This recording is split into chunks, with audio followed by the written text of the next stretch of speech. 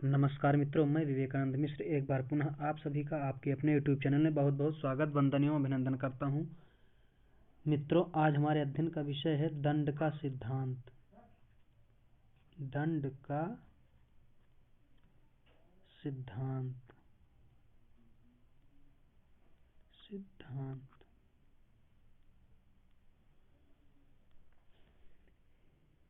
दंड का संबंध संकल्प की स्वतंत्रता तथा नैतिक उत्तरदायित्व से है। किसी भी व्यक्ति को तभी दंडित किया जाता है जब उसने कोई अनैतिक कार्य किया हो,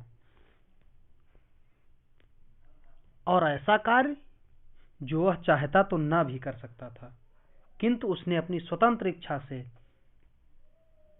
वह कार्य किया है और कार्य अनैतिक है। अर्थात वो अपनी स्वतंत्र इच्छा शक्ति से नैतिक उत्तरदायित्व को पूरा कर सकता था, परंतु नैतिक उत्तरदायित्व की जानबूझकर उसने अवहेलना कर एक सामान्य व्यक्ति के लिए जो करना चाहिए था वो नहीं किया। एक सामान्य व्यक्ति की तरह उसने कार्य नहीं किया। उसने नैतिक उत्तरदायित्व को पूरा ना करके जबकि उसकी अवहेलना की है, इसलिए उस व्यक्ति को दंडित किया जाना आवश्यक है। व्यक्ति दंडित इसलिए किया जाता है कि उसने अपनी इच्छा से बिना किसी जोर दबाव के वो गलत कार्य किया है, वो अनैतिक कार्य किया है। दंड का संबंध नैतिक उत्तरदायित्व से है। अच्छे कार्यों को करने के लिए पुरस्कार और बुरे कार्यों के लिए दंड पाना नैतिक उत्तरदायित्व है। दंड देने से पहले यह देखा जाता है कि व्यक्ति उस कार्य के लिए उत्तरदायी है या नहीं। उत्तरदायी होने पर उसे दंड दिया जाता है। दंड का विधान नैतिकता से जुड़ा हुआ है, इसलिए अनेक दार्शनिकों ने इसके संबंध में अनेकों विचार प्रस्तुत किए हैं। इन दार्शनिकों ने नैतिक दृष्टि से ही दंड का समर्थन किया है। अरस्तु से लेकर आधुनिक नैतिक विचारक ने जैसे कांट, हेगल, ब्रैडरे आदि का यह मानना है कि अनैतिक कार्य करने वालों को अवश्य दंड मिलना चाहिए, क्योंकि यदि उन्हें दंड नहीं मिलता है तो उन्हें अनैतिक कार्य करने की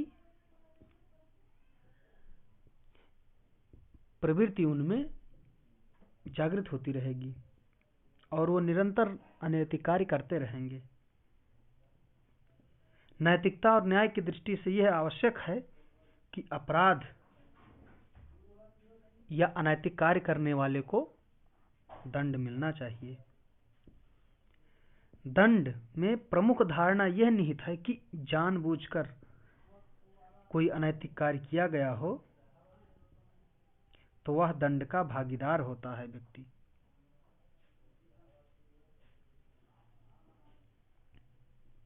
दंड के कई रूप हैं। दंड शारीरिक पीड़ा के रूप में भी दिया जाता है, सामाजिक तिरस्कार और निर्दय के रूप में भी दिया जाता है, समाज में उसकी निंदा हो, और मानसिक पीड़ा भी दी जाती है।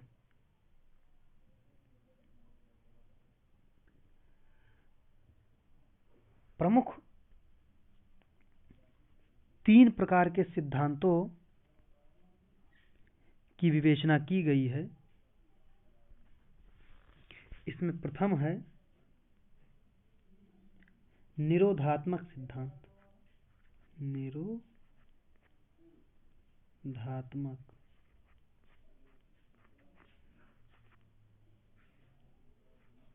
सिद्धांत।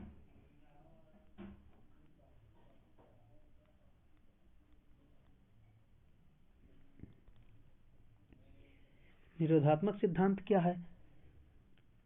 निरोधात्मक सिद्धांत को प्रतिरोध या निवर्तनवादी सिद्धांत भी कहा जाता है। निरोध या प्रतिरोध का अर्थ होता है रोकना। अतः इस सिद्धांत के अनुसार अपराधी को दंड इसलिए दिया जाता है अन्य व्यक्तियों को उसी तरह का अपराध करने से रोका जाए। यदि एक व्यक्ति को दंड मिलेगा तो दूसरा व्यक्ति डरेगा वह ऐसा अनैतिक कार्य करने से। मैकेंजी ने बहुत अच्छे ढंग से प्रस्तुत किया है। मैकेंजी के अनुसार दंड का लक्ष्य है अन्य व्यक्तियों को उसी प्रकार अपराध करने से रोकना। इस लक्ष्य को न्यायाधीश की इस प्रसिद्ध उक्ति में व्यक्त किया गया है, दंड तुम्हें भेड़ें चुराने के कारण नहीं दिया जा रहा है, बल्कि इसलिए दिया जा रहा है कि भेड़ें चुराई न जाएं। मैकेंजी ने इन कथनों से यह स्पष्ट कर दिया कि निरोधात्मक दंड का लक्ष्य है दूसरों को अपराध से रोकना। निरोधात्मक सिद्धांत की आलोचना की गई। देखते हैं इसकी क्या आलोचना हुई। आलोचना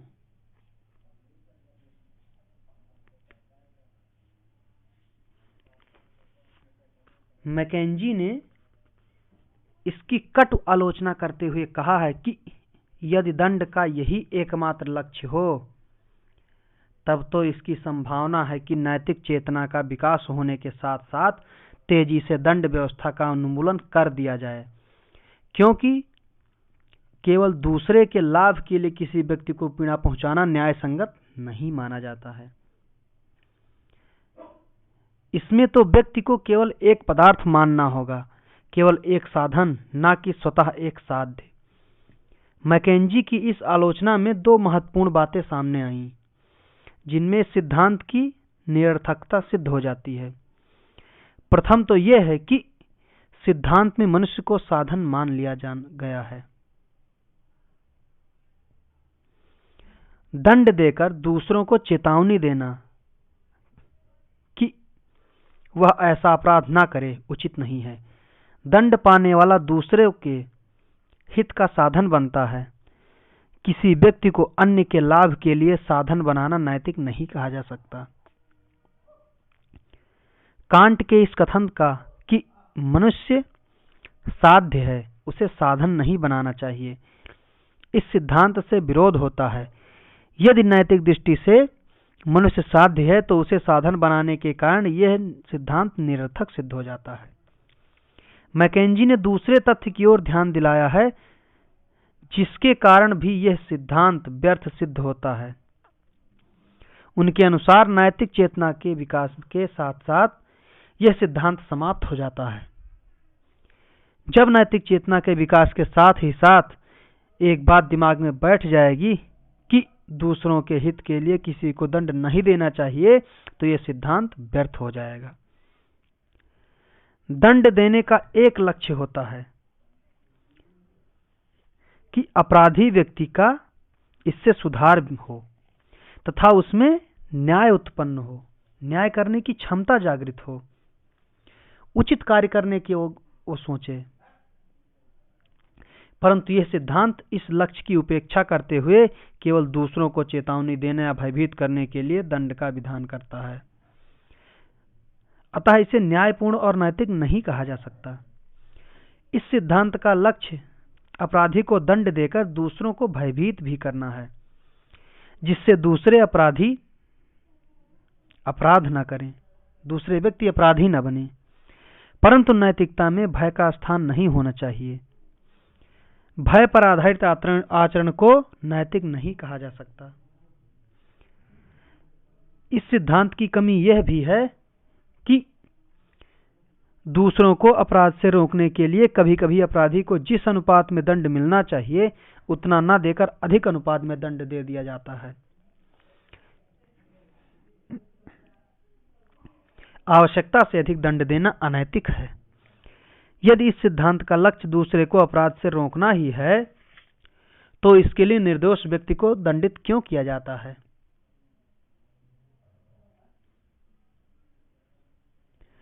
संभवतः आतंक के समय शासन द्वारा जब दंड दिया जाता है तो उसमें निर्दोष व्यक्ति भी दंडित इसीलिए किए जाते हैं कि उन्हें दंडित देखकर अन्य लोग भाग खड़े हों और अपराध में संलग्न न हों। यदि ऐसा है तो नैतिक दृष्टि से इसे उचित नहीं कहा जा सकता। अगला है सुधारात्मक सिद्धांत। सुधारात्मक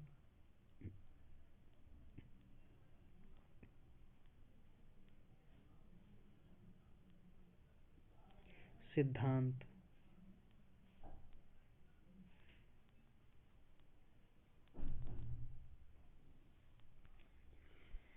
निरोधात्मक सिद्धांत से भिन्न दूसरा सिद्धांत सुधारात्मक सिद्धांत कहलाता है।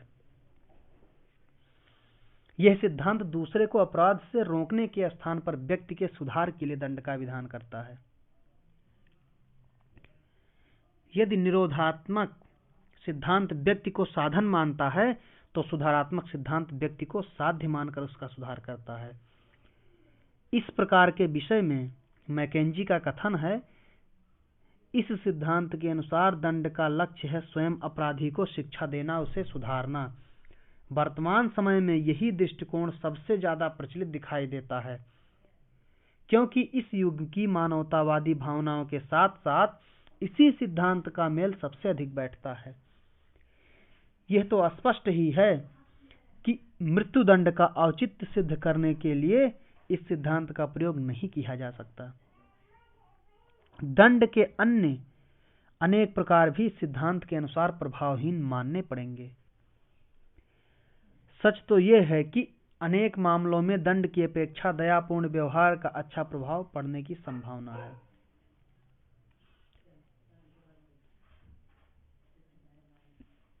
इस सिद्धांत की निम्नलिखित विशेषताएं हैं। इस सिद्धांत के अनुसार दंड का उद्देश्य अपराधी के चरित्र का सुधार करना है। सुधार के लिए दंड देना चाहिए जिससे व्यक्ति पुनः अपराध न करे। इस सिद्धांत में मनुष्य दंड को मृत्युदंड को उचित नहीं माना जाता, क्योंकि यदि व्यक्ति समाप्त ही हो जाएगा तो सुधार किसका होगा।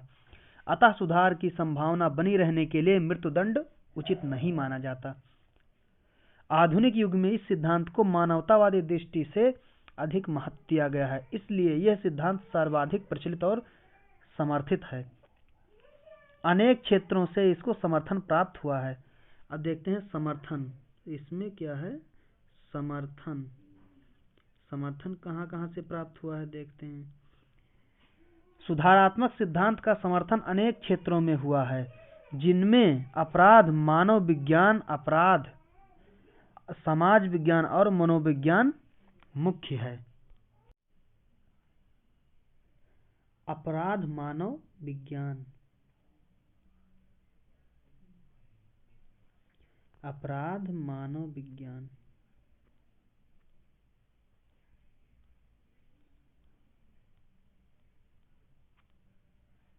मानव विज्ञान। सबसे प्रबल समर्थन अपराध मानव विज्ञान के क्षेत्र में किया गया है। इसके अनुसार अपराध एक बीमारी या रोग है। यह बीमारी मानसिक है जो वंश परंपरा से प्राप्त होती है। अतः अपराध के लिए अपराधी जिम्मेदार नहीं है, क्योंकि वह जानबूझकर नैतिक नियमों का उल्लंघन नहीं करता। इस रोग में अपराधी के कुछ शारीरिक दोष भी उत्पन्न हो जाते हैं, जिससे विवश होकर वह अपराध कर बैठता है। अपराध को रोकने के लिए वह असमर्थ सिद्ध हो जाता है, जैसे चोरी करने का उन्माद। इसमें रोगी उन्माद में विवश हो जाता है कि छोटी सी छोटी वस्तु चुरा लेता है। वह नहीं जानता कि ऐसा वह क्यों करता है। अतः ऐसी स्थिति में इस प्रकार के अपराधी को कारागार में बंदी बनाकर दंड देने की अपेक्षा पागल खाने में या सुधार गृह में नजरबंद करना अधिक अच्छा होगा। अगला है अपराध समाज विज्ञान। अपराध समाज विज्ञान।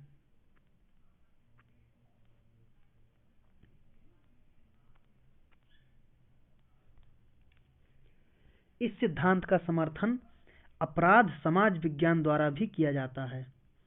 अपराध समाज विज्ञान का मत है कि अपराधों का कारण विषम और प्रतिकूल सामाजिक परिस्थितियां हैं। कुछ ऐसी परिस्थितियां उत्पन्न हो जाती हैं जिनसे विवश होकर मनुष्य अपराध कर बैठता है। वो जानबूझकर अपराध नहीं करना चाहता, फिर भी उसे अपराध करना पड़ता है। और समाज में व्याप्त भ्रष्टाचार और असमानता के कारण व्यक्ति को समुचित सुविधाएं नहीं मिल पाती हैं, इससे भी व्यक्ति अपराध करता है। समाज वैज्ञानिकों की अपराध के प्रति यह धारणा है कि मनुष्य व्यवस्था और बाध्यता में अपराध करता है। वह दंड का पात्र नहीं, सहानुभूति और दया का पात्र है। यदि वर्तमान सामाजिक ढांचे में परिवर्तन और सुधार कर दिया जाए, न्याय और समानता का दृष्टिकोण अपनाया जाए, तो अपराध दूर किए जा सकते हैं। तीसरा है मनोविज्ञान।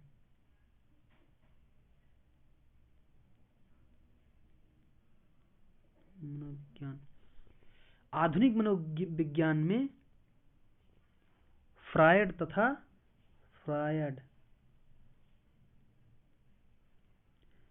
और अन्य मनोवैज्ञानिक विश्लेषणवादी सुधारवादी सिद्धांत का समर्थन करते हैं। क्यों करते हैं? क्योंकि मनुष्य अपराध अपनी इच्छा से सोच विचार कर नहीं करता,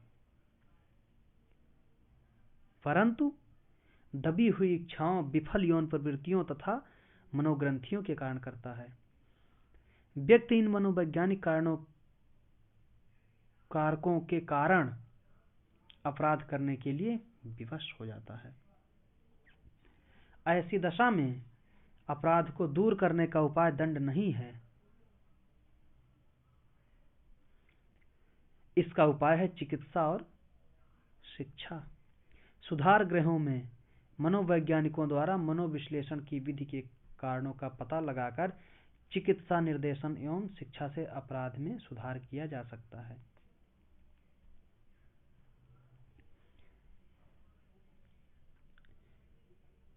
आलोचना देखते हैं।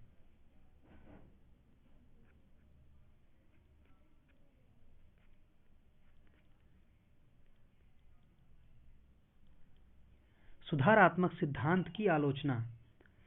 दंड का सुधारात्मक सिद्धांत निश्चित रूप से अपनाने योग्य है और वर्तमान समय में मनोवैज्ञानिक तथा सामाजिक अध्ययन के फलस्वरूप विश्व के अधिकांश देशों का ध्यान इस ओर गया है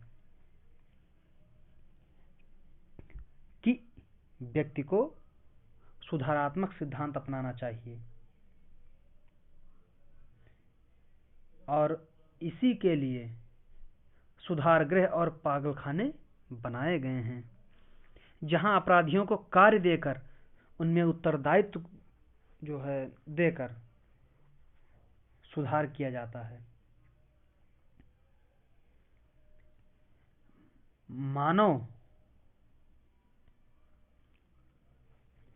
अपराध को एक रोग या बीमारी मानता है। ये आपत्तिजनक है क्योंकि मानसिक रोगी अपराध में और सामान्य व्यक्ति के रोगी के अपराध में अंतर होता है। रोगी का व्यक्तित्व सामान्य अपराधी से भिन्न होता है।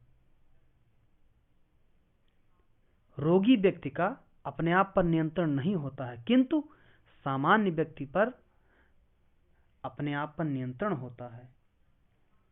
सामान्य व्यक्ति यदि कोई अपराध करता है तो वह जानबूझकर करता है, किंतु रोगी यदि कोई अपराध करता है तो वह अपनी इच्छा शक्ति से नहीं करता है। यदि अपराध सोच विचार कर किया जाता है तो उसे दंड मिलना चाहिए, और यदि ऐसा नहीं किया जाता है तो उसे दंड नहीं मिलना चाहिए। जिस प्रकार सभी अपराध उन्माद जनित नहीं होते, उसी प्रकार निर्धनता और असमानता तथा सामाजिक कुव्यवस्था को भी एकमात्र अपराध का कारण नहीं माना जा सकता। सामाजिक विज्ञान ने इसकी पुष्टि अवश्य की है कि आर्थिक असमानता एवं निर्धनता से अपराध बढ़ते हैं, परंतु कुछ अपराध अर्थ पिपासा के कारण भी बढ़ते हैं। सुधार के लिए दंड ही आवश्यक उपाय नहीं है। मानवीय दृष्टिकोण से क्षमा भी एक ऐसा उपाय है जिसमें अपराधी में पश्चाताप की भावना जागृत होती है और वह अपने आप में स्वयं सुधार कर लेता है। परंतु कभी कभी यह भी देखा जाता है कि अपराधी को क्षमा करते जाएं, उसकी अपराधी प्रवृत्ति बढ़ती ही चली जाती है।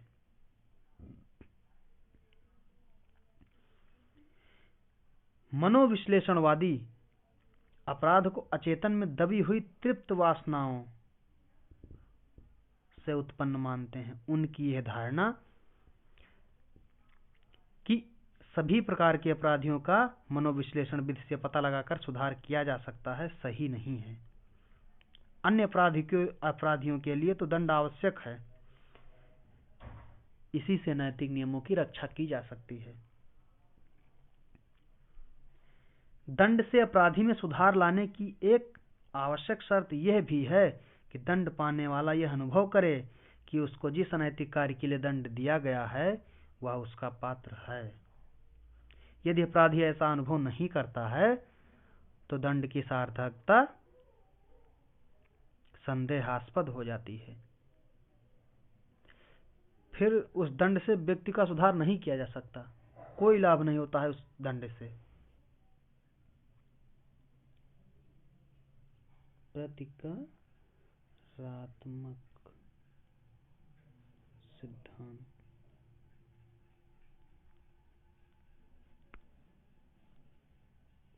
इस सिद्धांत के अनुसार दंड का लक्ष्य है अपराधी को उसके द्वारा किए गए अनैतिक कार्य का दंड प्रदान करना, फल प्रदान करना।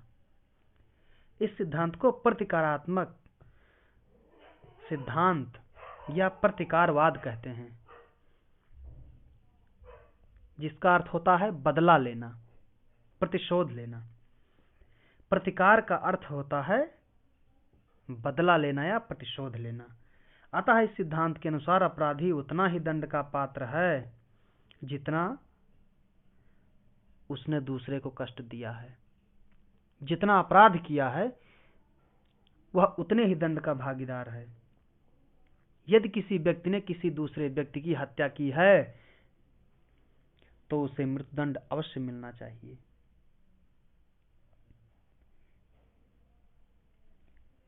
इस सिद्धांत के अनुसार दंड का लक्ष्य यह है कि व्यक्ति के कर्मों का फल उसी को मिलने दिया जाए, अर्थात यह स्पष्ट कर दिया जाए कि व्यक्ति ने जितने भी बुरे कर्म किए हैं उन सभी बुरे कर्मों का फल उसे स्वयं भोगना है। इस सिद्धांत की विशेषताएं हैं, कुछ विशेषताएं।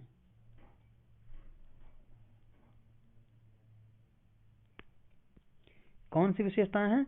दंड का उद्देश्य समाज और राज्य की सुव्यवस्था बनाए रखने के लिए करना है।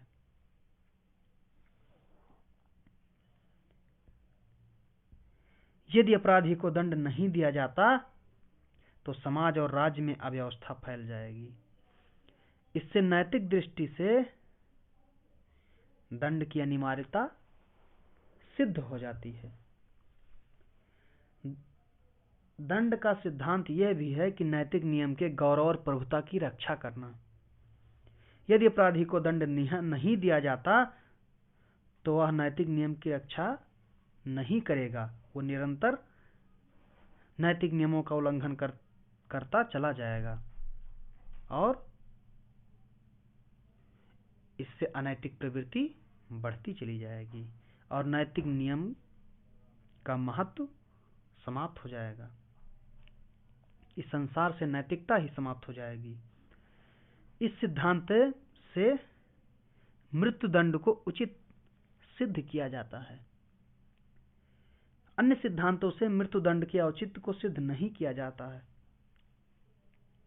इसके अनुसार यदि किसी व्यक्ति ने दूसरे व्यक्ति की हत्या कर दी है तो उसकी भी हत्या होनी चाहिए, क्योंकि जीने के मौलिक अधिकार उसने किसी दूसरे से छीन लिया है।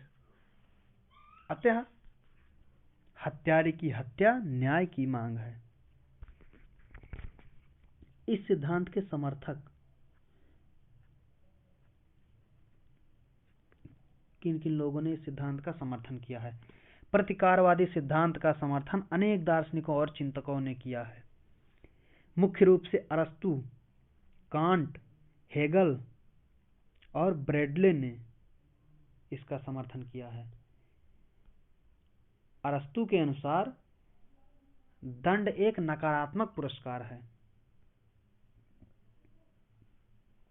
जो मनुष्य अपराध करता है वह दंड का अधिकारी है। अपराधी को वही दंड मिलना चाहिए जो उसके द्वारा किए गए कर्मों का फल है। कांट क्या कहते हैं?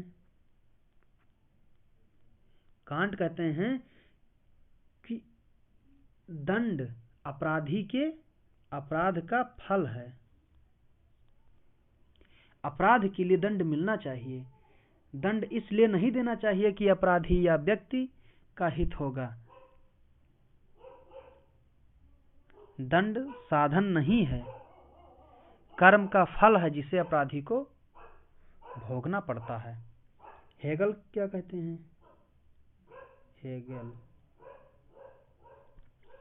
इनके अनुसार दंड को पुरस्कार के रूप में हेगल जी मानते हैं। अपराधी दंड का पात्र होता है, अपराध के द्वारा वह दंड को अर्जित करता है। हेगल के अनुसार स्वयं अपराधी द्वारा दंड की मांग की जाती है। दंड को अपराधी का पारितोषिक भी कहा जाता है। ब्रैडले क्या कहते हैं?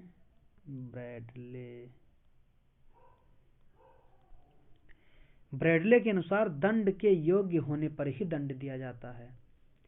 दंड असत कर्म का फल होता है। दंड अपराधी व्यक्ति के लिए ही होता है। दंड का पात्र होने पर ही दंड दिया जाना चाहिए, अन्यथा अन्याय होगा। दंड न्याय के लिए होता है। नैतिक नियम के विपरीत कार्य करने वाला व्यक्ति दंड का भागीदार होता है।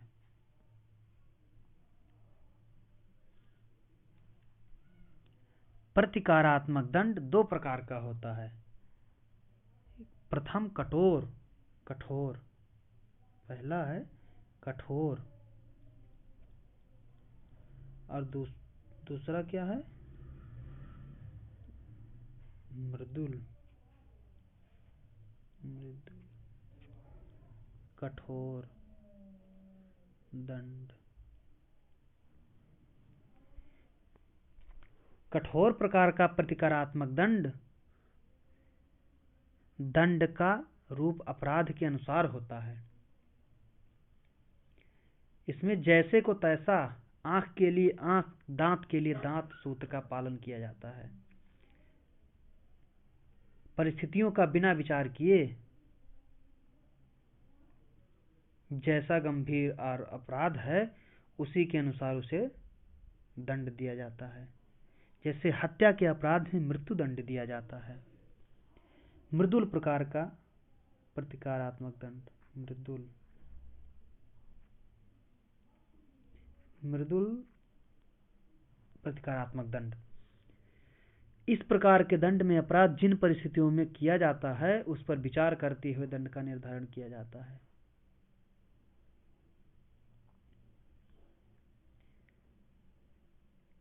ऐसी परिस्थितियां जिनमें अपराध घटित होता है अनेक प्रकार की हो सकती हैं, जैसे विवशता, अपराधी की आयु, उत्तेजना उत्पन्न करने वाली स्थितियां आदि।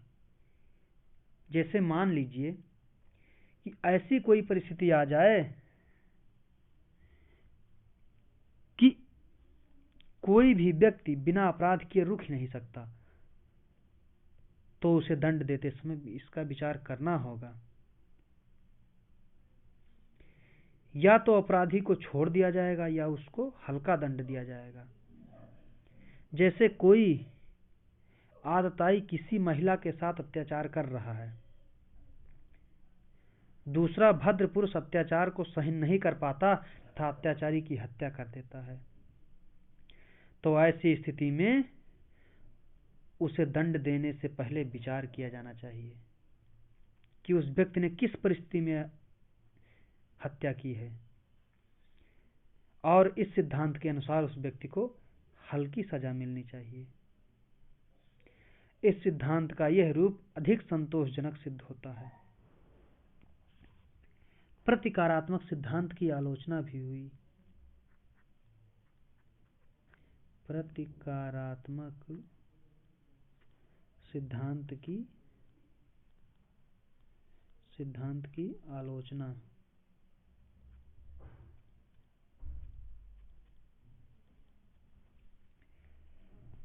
इस सिद्धांत के विरोध में कुछ लोगों ने यह आपत्ति की कि इस सिद्धांत में प्रतिशोध, बदला लेने की भावना निहित है। बदला लेने की भावना से दिया गया दंड धर्म के विपरीत है।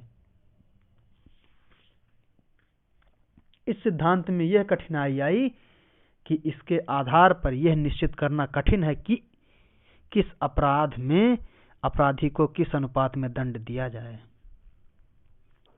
दंड के समय परिस्थिति को ध्यान रखना आवश्यक है। यदि विषम हो तो दंड का अनुपात निर्धारित करना कठिन हो जाता है।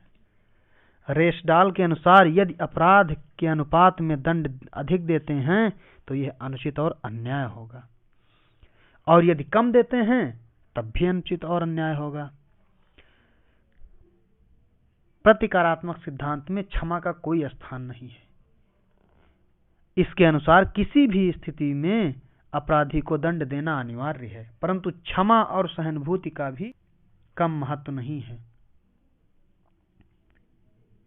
सुधारवादी दृष्टिकोण से कभी कभी क्षमा से अपराधी के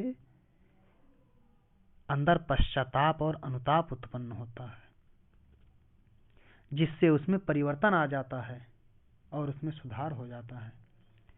अपराध के कारणों का निवारण नहीं होता दंड से।